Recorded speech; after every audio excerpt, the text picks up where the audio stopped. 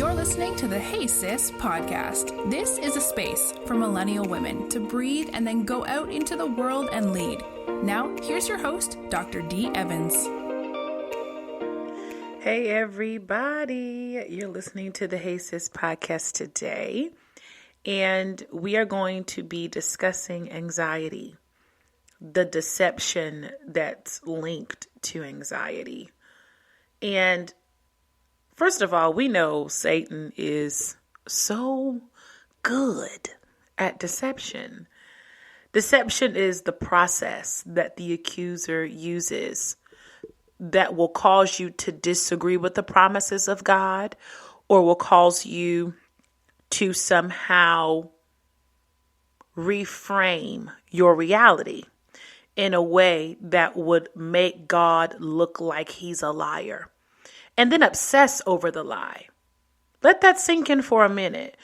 Allowing the enemy's lies to become your narrative makes you a food source for anxiety, not just the disorder, but the demons of anxiety. Now, let me be clear. Do I think that there's an actual demon named anxiety? I'm unsure, but I do know that anxiety is normal for human beings, but anxiety in excess, meaning you are unable to perform daily tasks or live a fruitful and purpose-filled life because you are walking in anxiety, that's linked to a spirit, probably several spirits. And so if you've been listening to the podcast, you already know all demons have a name. And guess what? Back in Babylonian times, well, before we were here as humans, I don't know if anxiety was actually a word because English isn't like a prehistoric language. So, but anyway, those demons definitely know what you mean when you say it. That's why when we pray at altars and you might hear somebody say, "Oh, I come against the spirit of anxiety," don't think it's trivial. Demons know who you're referring to. That's the power of your word and the power of intention. Okay. So don't get on the bandwagon of anxiety isn't a spirit. It's this. Listen, them demons know what their name is. And we live in a time where everything is being sensationalized. That's not it. Church people are just making it up. That's not the truth, honey. Anxiety is real. Yes, it can be defined as intense or excessive or persistent worry and fear about everyday situations. I know that it's something, like I said, that can be common in human beings. But when it happens to excess, meaning it's crippling you, that disorder can be linked to some type of demonic entity that you've been feeding, or that is being fed on your situation by the lies that the enemy has fed you. So now anxiety disorders do accompany feelings of like nervousness, panic, fear, sweating, rapid heartbeat. In my opinion, well, actually, not even my opinion, the American Psychiatric Association says that anxiety refers to anticipation of a future concern and is more associated with muscle tension and avoidance behavior. That's how they diagnose anxiety. Now, I'm going to let you in on a little secret. Anxiety is something that tried to develop in me once my father hit a space in his life where he was literally a person with a terminal illness, right? And I developed an anxiety then. And that anxiety definitely welcomed a lot of demons. That anxiety was like, ooh, yes, let's invite our friends and harass D. And I didn't know what was happening at the time. I practiced avoidance behavior until I got in therapy and really understood what was happening. There are different types of anxiety disorder, like generalized anxiety disorder, panic disorder, like things that, like, how can I explain that? Like also like agoraphobia or any specific phobia, social anxiety disorder, separation anxiety disorder, and I think there's one more I'm missing. I can't think of it right now, but anyway, you can like Google it or something. But I dealt heavily with anxiety as it relates to avoidant behaviors. I definitely tried to suppress how I really felt about my father dying and the changes that would go on with that, especially how I knew it would change my relationship with family, with my mom, with my brother, how life would look because my dad was really my nurturer.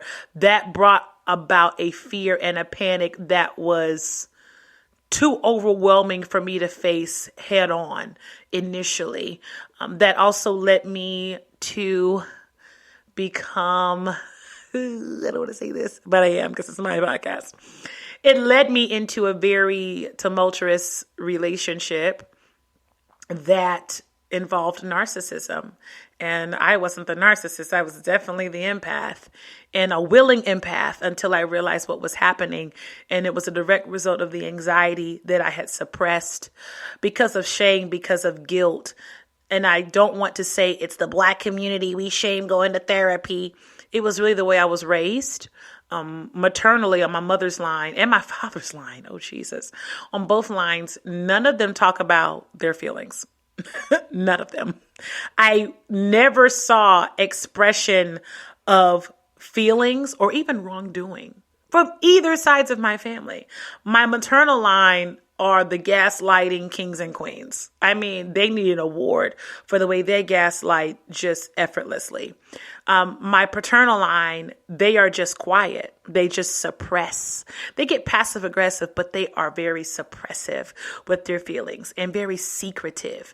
So my mom and my dad really tried to cultivate a space where I was free from those generational curses by the way they raised me, what school I went to. But even in their best efforts, what plagued them ended up plaguing me as well.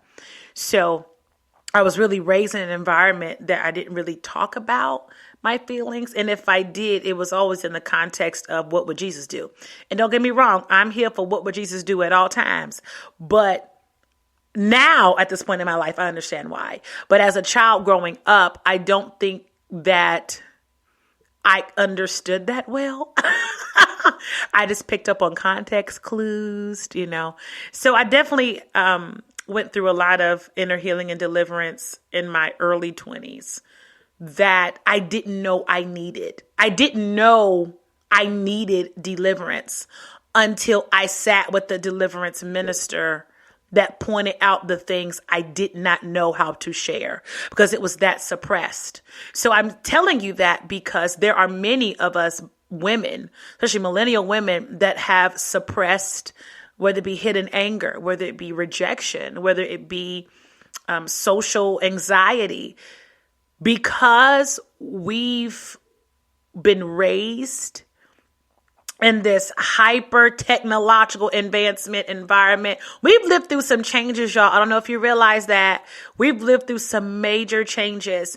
And so we've had to I'm thinking millennial women. I feel like we've had to grow up fast. I know people might not agree with me, especially African-American women. I feel like there's a social stigma or social burden and emotional labor that's placed upon us that is unfair. And all of that, all of those social cues, sociologically, I feel like that puts burdens on us that I believe just now we're able to talk about. It's hard being the token Black girl, which I was in a predominantly white environment because I was like the spokesperson for Black people. And I'm like, I'm not a spokesperson for Black people. I'm a spokesperson for D. And even with that, having to tiptoe, because if you've ever been like the only Black person around everyone else, you automatically become less than yourself to fit in. Now I don't, but younger, I feel like I had to separate the D that was with my ghetto family members. And let me tell you something, because baby, I'm a thug. I think about that song. But like, I got some ratchets in my family, honey. And if you mess with them, I'll fight you.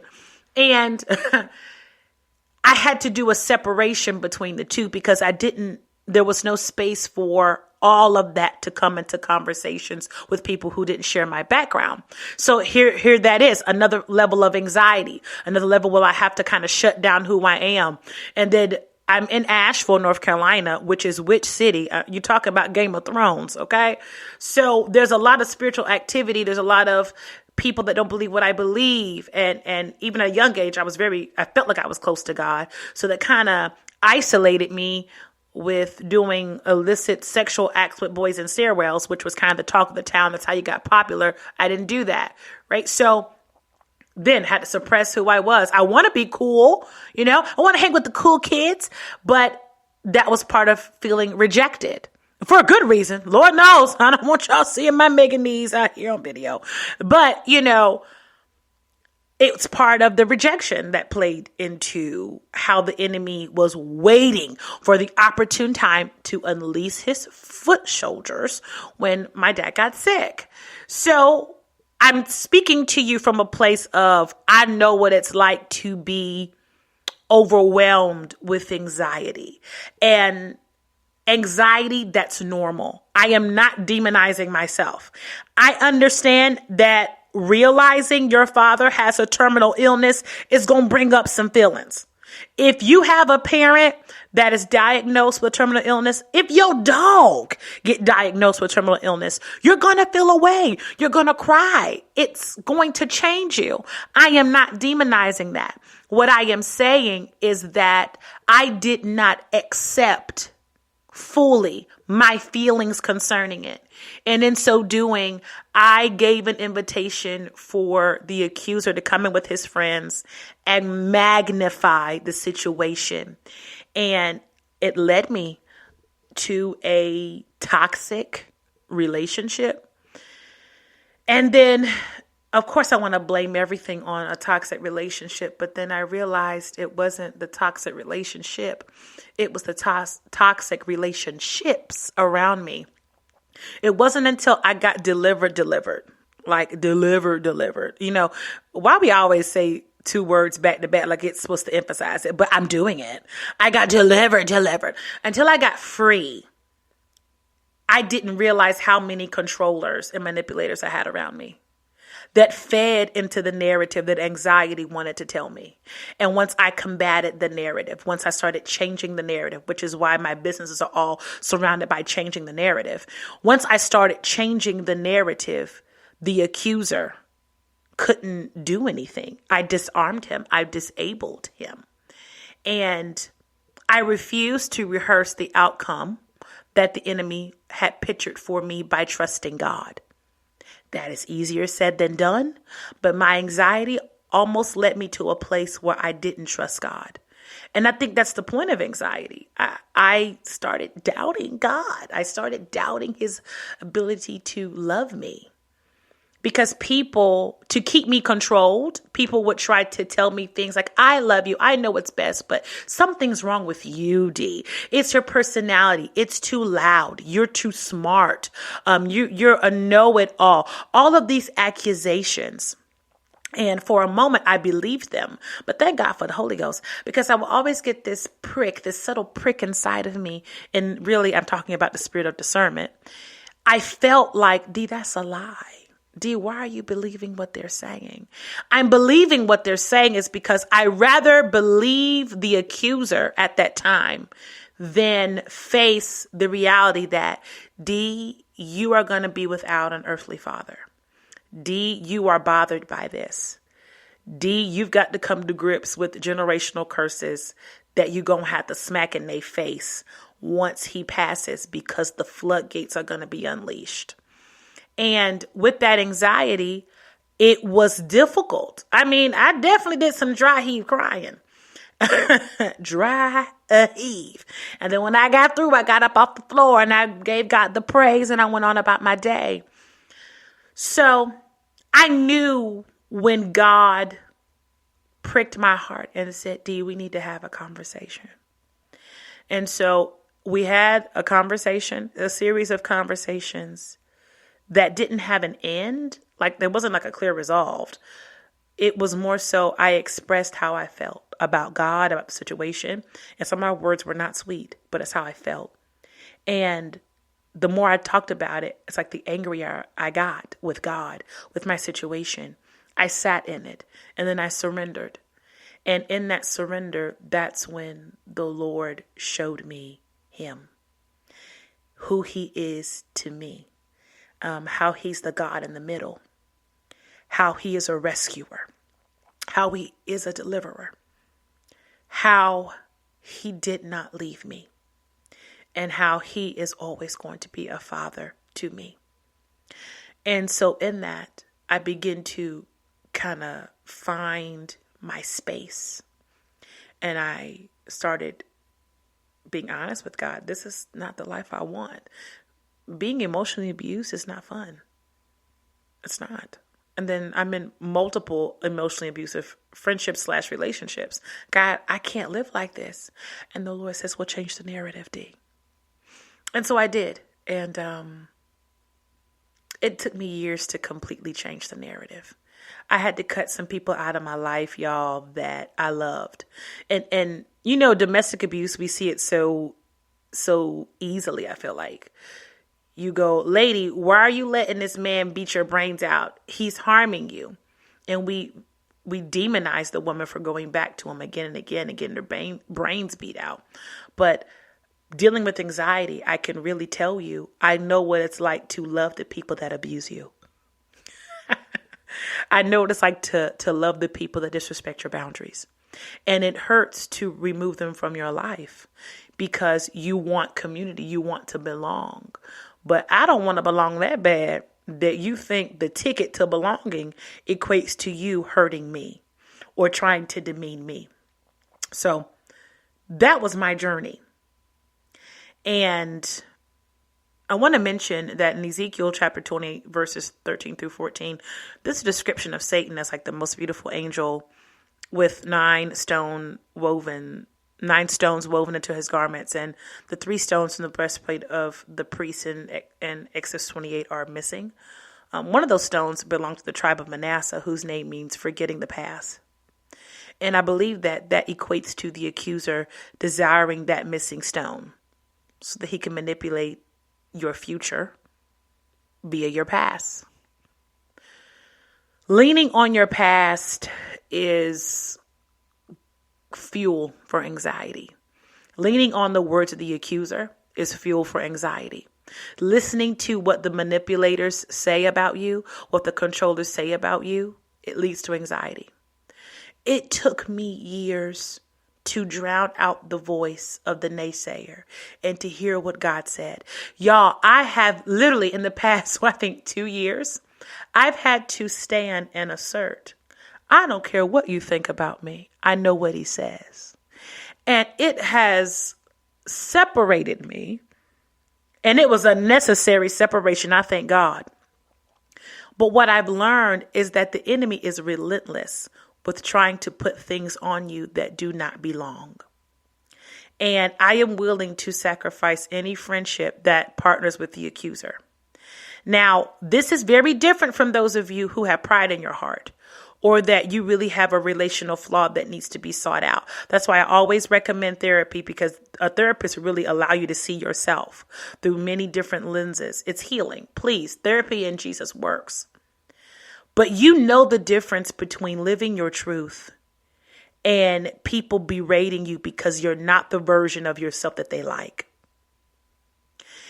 All of that coupled with grief, and I'm talking about me, coupled with life changes, coupled with accepting the fact that I was operating as an empath, because I don't claim that. Honey, I'm not an empath no more. Y'all can go on with that. Coupled with all of that stuff, I had anxiety. So I have some strategies to help you defeat it.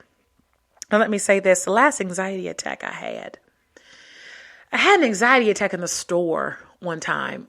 It was like maybe a year ago, maybe a little over a year, in a store. I literally had an attack. And the attack came because I received a phone call from someone that important to me. I'll just put it like that. Someone important to me.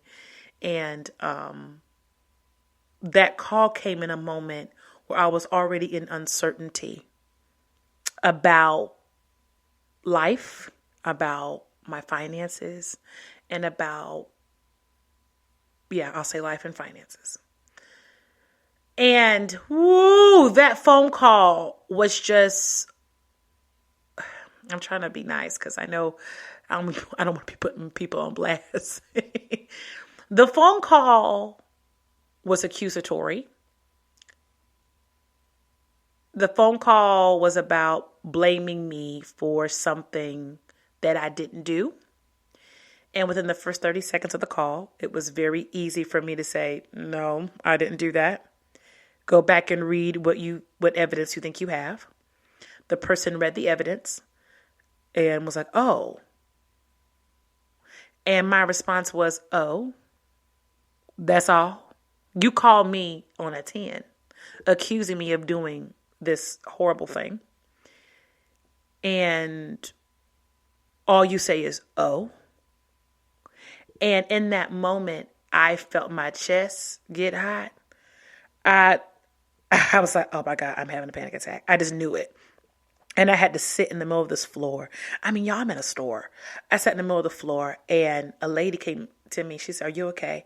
And I typed on my phone in the notes section, panic attack. And she said, got it. And the lady went in the back and got me like a lunch bag, the brown lunch bags. She gave it to me and she's like, yeah, my daughter has these. And I scooted myself to the corner because there's customers. I scooted in the corner and nobody really saw me when I went in the corner. And I dry heaved cried. I just let it out. It was so much more than the phone call. It was when the phone call happened. It was who the person was. It was what's going on in my life. It was what I was pondering. And in that moment, the accuser just came at the right time. And I could no longer, I couldn't do that. I had to surrender. I had to surrender to the moment. D, you're not okay. Now, when I got through dry heave crying and got myself together, now trust I called that person back and let them know, okay, so if you do this again, we're going to have a bigger issue. Let me be clear with you. So I also think it's important to give yourself time and space to process things. I am a huge proponent of not answering immediately. If you're going to answer by cussing somebody out, wait. If you want to slap the taste out their mouth, wait. Give yourself some seconds, some minutes, some days. I'm the queen of letting the text message sit. If I don't have anything nice to say to you, I'm not going to say anything at all. I don't like being summoned. I don't like doing any of that craziness. And to protect me and to make sure that you don't have control over my emotions, sometimes the best thing I can do is be silent. Trust me, you don't own me. You can't make me respond. Wrong one. The devil cannot provoke me to do that anymore. I hope I'm not the only one that feels like that. I don't allow the enemy to provoke me in that way. I respond when I'm ready. Okay. I respond when I'm ready. When I'm in a healed place, when I'm not anxious, when I've processed. And there will be things in life that come up. Y'all know this, that are spontaneous, that you can't control. And that's okay too. Just give yourself grace. So anyway, I said all that to say, anxiety is something I know you've got to put under the feet of Jesus. And one of the ways I defeat that is I make sure I only have safe spaces. I only walk in sacred spaces. If you are unsafe to me in any way, shape, or form, I will create a boundary so that I can love you safely. If I find out, like for instance, because I lead a ministry, and if you even a business owner, you know how this is. People have different triggers, wants, desires, needs. That's great. But I'm not a sacrificial lamb, and I'm not supposed to be babying you in all your feelings and triggers and stuff like that. You don't get to bring that over here to me and then tell me, eat my feelings because mine are more important. Absolutely not. So what I've done to be able to love people well and rightly is I've made sure that my circle is a real circle and that it's tight, and that I make sure I love within the boundary. if you've shown me that you got some disrespectful ways, maybe the only way I can love you is through liking your picture on Twitter. Maybe the only way I can love you right now in this season is to grab a cup of coffee with you on a time limit. Maybe the only way I can love you is to say, hey, I want to have a conversation with you. I want to catch up, but these areas of my life are off limits to you because of something we've experienced in the past. See, people don't like boundaries. They want full access. But baby, you don't. Restricted, okay? Stop it. So loving people within boundaries will help you. Yes, at first you'll feel like, I just feel so constrained. Yeah, because I'm telling you, the enemy is a funny booger. But I've been able to flourish more in my relationships with boundaries and by simple respect and communication. I am a proponent for respect. Now, I'm going to tell you right now, I love the Lord, I do. But once you disrespect me, I don't take disrespect well. Once I feel and have been disrespected, it's going to be difficult for you to get anywhere near me. Because disrespect is honestly a form of manipulation. And don't get me wrong, some people disrespect you with really good intentions. So you always have to have an open door for that with discernment. Some people don't know they're disrespecting you until you tell them. So that's why communication has to be open and honest. But if you let somebody know, hey, that was disrespectful, and they keep doing it, oh, you playing in my face. So look, I can't control if you disrespect other people. That's between you and them and then the God that you serve. But as for me and my house, disrespect is not welcomed in my sacred spaces. And y'all, I'm getting to my strategies here, but I'm shedding light and wisdom. I hope this is helping you. Y'all, since I've been walking in this whole soft girl era, in this sacred spaces era, in this sustainable rhythm of life era of my life, I have not been happier. I can't explain it.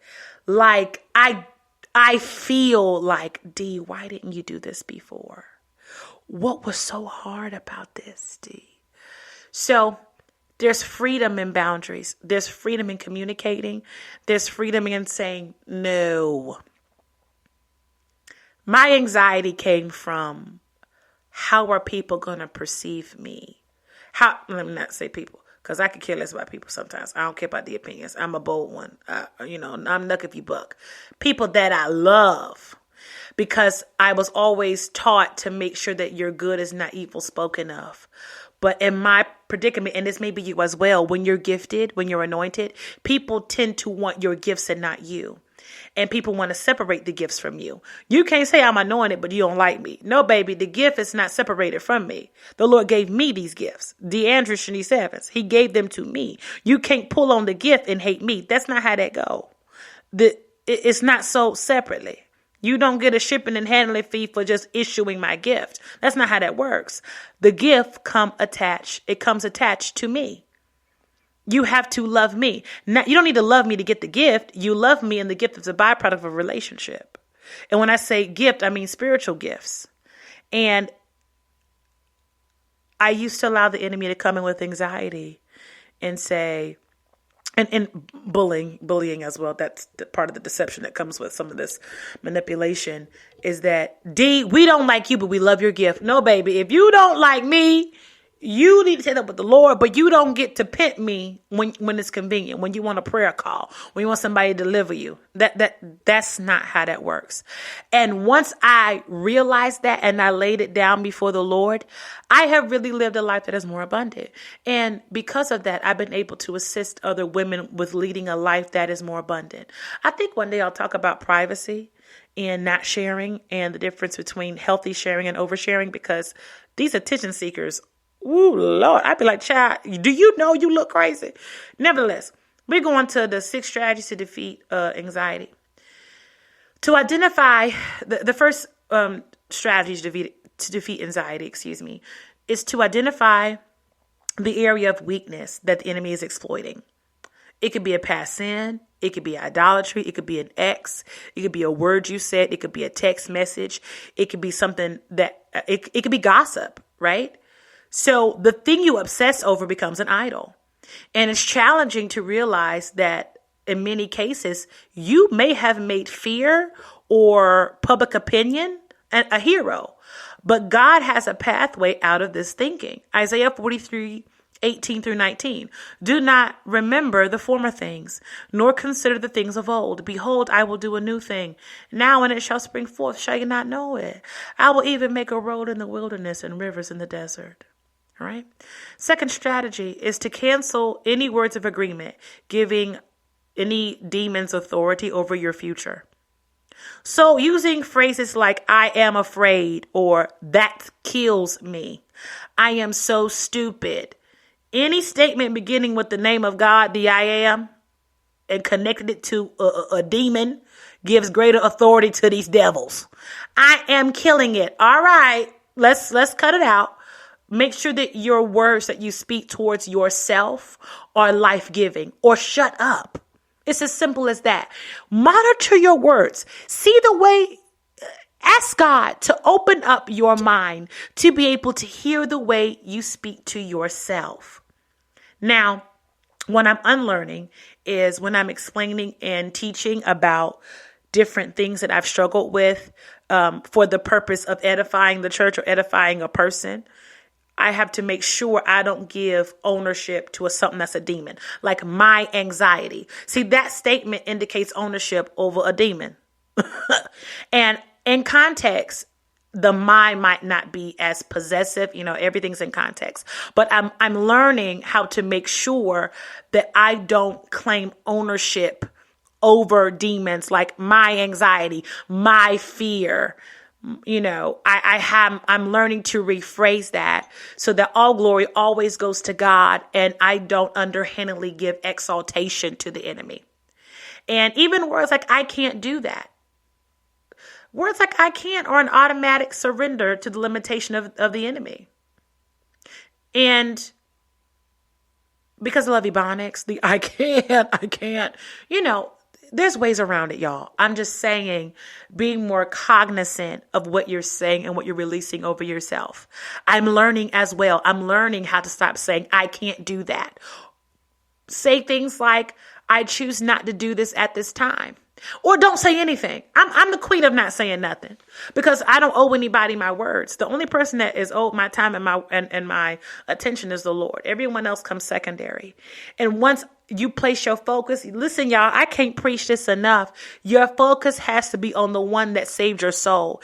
Everybody else falls after that. Everything else falls after that. All right. So, like I said, cancel any words of agreement, giving demons authority over your future. Even now, if you're thinking of, I do say limiting things about myself, come out of agreement with those word curses that you spoke over yourself. Come out of agreement with the word curses that you let been spoke over you. We nullify it in Jesus' name. Also, ask yourself, what gift and purpose is the enemy trying to destroy? This war is not about you. It's about your kingdom assignment. Girl, this is about your family. This is about your lineage. This is about your business. This is about your children. It's about your assignment in the earth realm. You are more than just an entrepreneur. You are more than just tech savvy. You're more than pretty. Baby, you have an assignment. You have a purpose. And the sooner that you realize that the assault is not personal, you will stir up righteous anger at the enemy and refuse to cower in fear. God has revealed to me through many situations that many of the demons that have been sent out to attack you, like I referred to the snare of the fowler, don't even know your name. They don't know you. Them demons are not omnipotent. They just following an assignment. But Yahweh, God, in contrast, he knows your name. Oh, Jesus. Isaiah 43:1. Fear not, for I have redeemed you. I have called you by your name. You are mine. His protection over you is personal. You are his bride. The enemy is trying to taint your understanding of this. Don't let him. Lastly, of course, command all spirits attached to the anxiety to go in the name of Jesus. You have the authority to drive out demons in his name and loose peace over your soul. And then 6, ask God to help you change the narrative. Ask him to help you change the narrative. That will include deliverance for many of you. Ask God to help you change the narrative. You're not alone. Hey Sis is a virtual place where you could just listen and be like, yo, this is real. You matter. Who you are matters. What you can do matters. The things that are plaguing you, that are giving speed and wind to anxiety, all of that matters. But you need to remind those things of who's in control. And that is the Lord. Placing your hope, placing your faith in him, and casting down the lies of the enemy are going to help you walk in purpose and love the life that you live. Not just survive it, but love it. I hope what I've shared here today brings you some sort of peace. In the beginning of the year 2024, I'll open up coaching again. Right now I have too many clients. I have too many. But I am going to reopen everything in the beginning of the year. And if you follow me on socials, I definitely speak about the same things in my podcast. My handle is Hey Dr. D. I have a little community on Insta called I Hope This Helps. So I'm going to be doing more with that in the future as well. So look, connect with your girl. I would love to hear from you. Again, I hope this blessed you. And until next time. Thanks for joining us this week on the Hey Sis podcast. Check out www.thedevans.com for more blogs and motivation.